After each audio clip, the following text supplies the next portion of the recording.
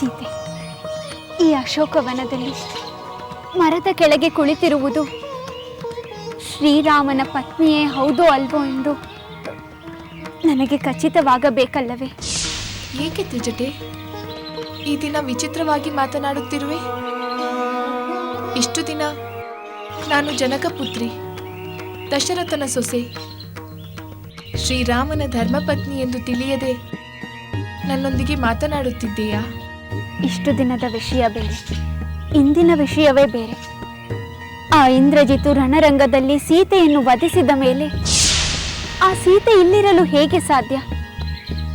ಅದಕ್ಕಾಗಿ ನೀನು ಮಾಯಾ ಸೀತೆ ಇರಬಹುದೆಂದು ಯೋಚಿಸುತ್ತಿದ್ದೇನೆ. ತ್ರಿಜಟೆ, ಇದು ವಿನೋದದ ಸಮಯವೇ?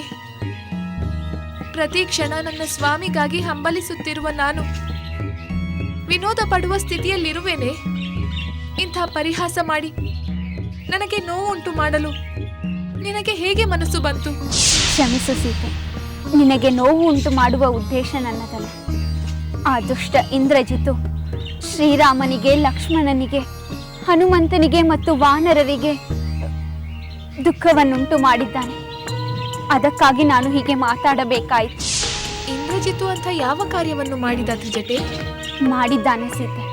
ಆ ದುಷ್ಟ ಇಂದ್ರಜಿತು ಮಾಯಾ ಸೀತೆಯನ್ನು ಸೃಷ್ಟಿಸಿ ಅವಳನ್ನು ರಣರಂಗಕ್ಕೆ ಕರೆದೊಯ್ದು ಹನುಮಂತ ಮತ್ತು ವಾನರರೆದುರು ಸಂಹರಿಸಿ